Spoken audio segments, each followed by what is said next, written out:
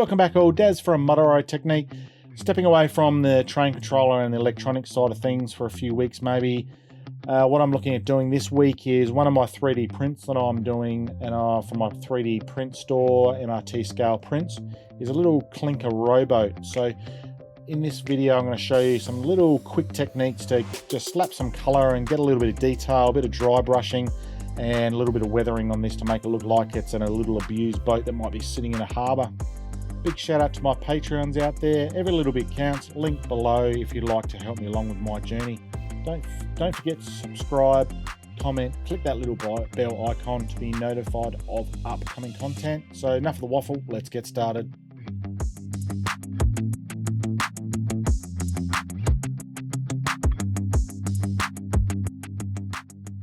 MRT scale prints, helping you to add realism to your model railway.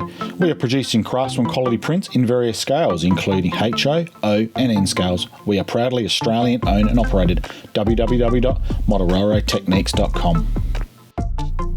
So the first thing I always do before painting any 3D print is just mist some grey primer over the model. As you can see, I sort of just got it on a chopstick there. I just mist it from a distance so we don't get too much build up and you lose any of that detail. And I don't use anything real special there. I just use a very cheap from Browse and Save or a $2 shop. Just make sure you wash the model with soapy water first though. So once you've sprayed the hull and now it's dry, I go in with a number 5 brush, just a cheap brush that I bought from a craft supply store. So you can see I've left, now the color I'm using is a burlap, which is sort of like a tan sort of color that's an Americana brand. But this is not a video on anything to do with color composition. It's just a color I love using for this type of thing. So you can see that I've got the hull on the chopstick still. I just think it's a good way to be able to paint a hull like this or any sort of detail part, sort of to keep your fingers away from getting any finger marks on the hull, so to speak. So it's just a matter through just nice long vertical strokes. You can see a lot of ribbing on that hull there, so you just want to take as much of that detail as you can. Now this hull will probably take about 2 or 3 sort of passes to cover it all up, just because it's a nice thin paint this. So if you want to speed the process up, normally what you can do is just grab a hairdryer and you can dry the coat or the in-between coats with that.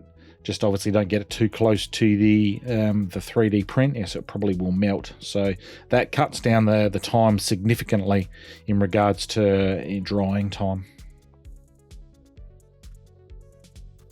So it's just a matter of going methodically all the way through the boat and just getting that first initial coat on the hull. So the next thing we're going to look at doing is doing all the detail parts. So this is a color from a wooden paint kit that I bought. So it's more of a sort of a lightish burnt umber type color. So all the bits I'm about to paint here are all the seating within the boat. So apologies for keeping that out of focus there, or out of shot I should say. So it's just a matter of, I like putting these on a cocktail stick with a little bit of blue tack, and then I just go and methodically paint all the individual bits, which is not too many on this boat.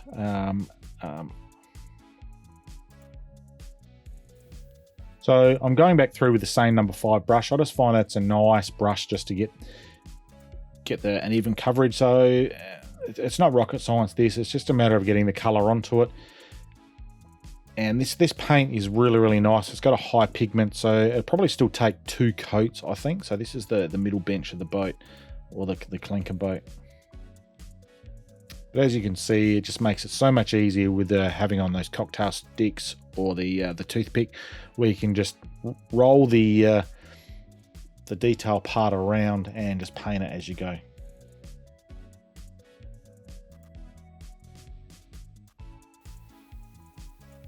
So we're going to go back in with a second coat here of the burlap. It's just a matter of it, as I said for just that long continuous strokes, just to take up all that detail. And by the looks of it, it looks like I'll probably just get, I only need 2 coats for this to get it done. But obviously there will be a little bit of drying time in between, because obviously you need to be able to do the inside of the hull as well the same color.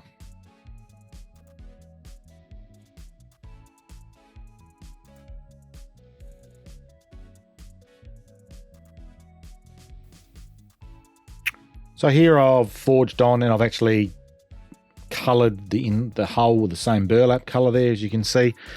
So just to keep that continuity through.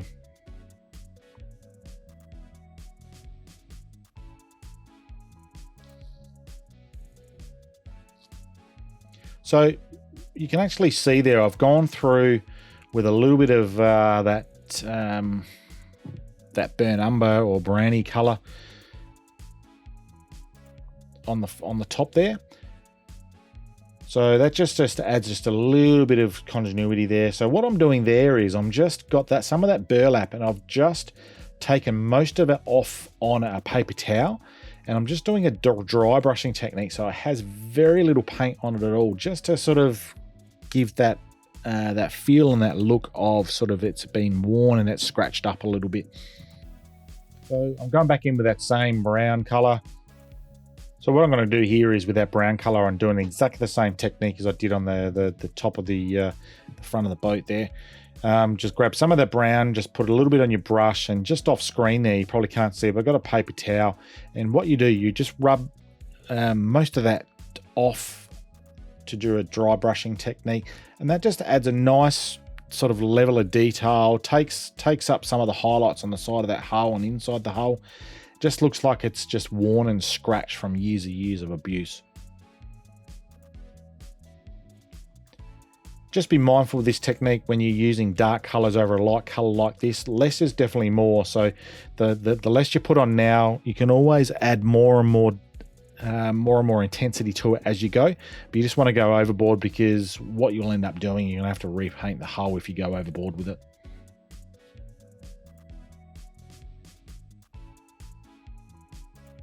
So what I'm doing is just long vertical strokes there. The reason I'm doing vertical strokes, I'm just trying to capture some of the scratches as the boat sort of has pulled up next to a jetty or something, and just over the years it's just worn the main color of the hull away.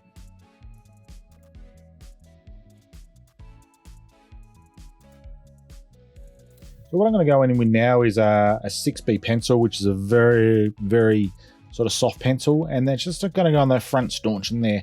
So what that actually does, it just gives a nice sort of weathered metal effect. So you just sort of color that in a little bit, and it just gives that sort of nice effect. So what I'm actually going to do here now is I'm just going to use that color, and sorry, I've got my head in the way there. So I'm just going to draw or paint just a line, because obviously there's a sort of beading on top of that hull there that I sort of want to take in that little bit of detail. Just a matter of using a very fine brush. That's probably a 00 or a 0 brush, and just a little bit of paint at a time, and just sort of take that top sort of beading in on the top of the hull there. It's just, the reason I'm doing that is just adds that just a little more color. I just sort of found that there was just too much of the burlap on there, and sort of made it a bit of a dull boat, and sort of just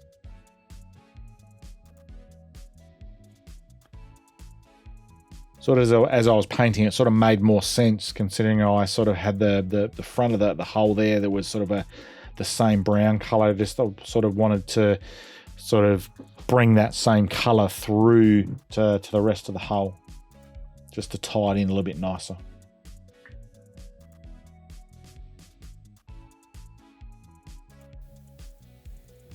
So it's quite difficult doing this, so I probably could have put it back on the chopstick.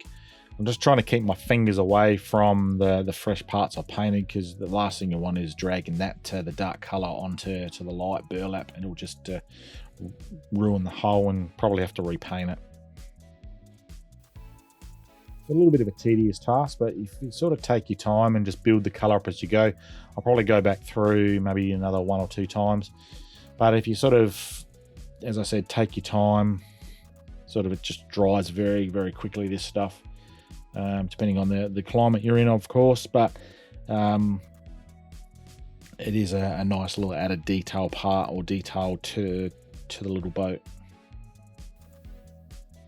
And if you do sort of make a mistake where that sort of colour does bleed onto the hull a little bit, it's just a matter of just maybe using the same brush and going back through once it's dry with that burlap colour, and just sort of touching up any blemishes that you've accidentally put on the hull. You can sort of see the angle of the brush I got there. It's, you know, it's almost a horizontal brush. So the reason I'm doing that is so it just takes the top edge, or applies paint to the top edge of that hull. And it's just a little technique that I've sort of found that very useful over the years. And there's the sort of final product that we're trying to achieve. So there's a little bit more weathering to go on that. So the very last step I'm going to look at doing here is to tie all these colors together. I'll make a wash here. So I just use a very, very cheap black paint, and just a little bit into the palette there, and mix it with a lot of water. So you can sort of just see I just put just the end of the brush there. Got a little syringe of sort of my water there just off screen.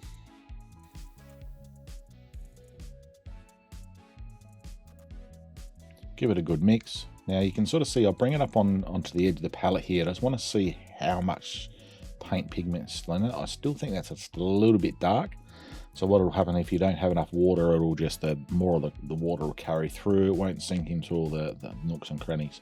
So the effect I'm trying to create here is sort of the years and years of sand and dirt and everything, just getting into all the nooks and crannies, all the individual boards that would be replicated on that little boat.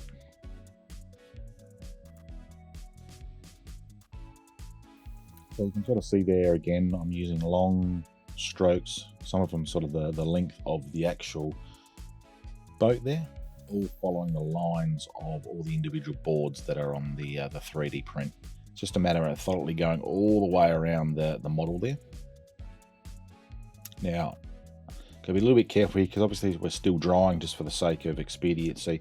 Now I'm just going to go in and just take up all that detail inside the boat.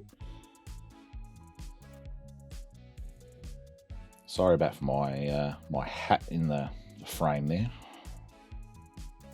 I'm just going to go around that other detail parts that I've done where I did the other dry brushing, just to sort of tie all those colours in, and it sort of just dulls everything down and sort of make everything a little more complete. Going back through, it doesn't take long for this to dry. So what I'm going to do, you can sort of see that I've got a few little puddly bits there. That's just a little bit of paper towel. So I'm going to do is just in some, just sort of dab it on there just to take the harshness of some of that away. Feel free if that's what you want to do, you want to leave it there, that's more than fine. So that's the end of the video. So all realistically, if you were to do this would probably take under 10 minutes, particularly if you're going to use a hairdryer to dry everything out. Probably if you had 3 or 4 of these on the go, you could get 3 or 4 of them done in 10 minutes easily. So it's quite quick and easy sort of techniques there just to get some real great results. So thanks for watching, and I'll see you next time. Make sure you subscribe, click that little bell icon to be notified of upcoming videos. Support us on Patreon, like us on Facebook and Instagram at Model Railroad Techniques.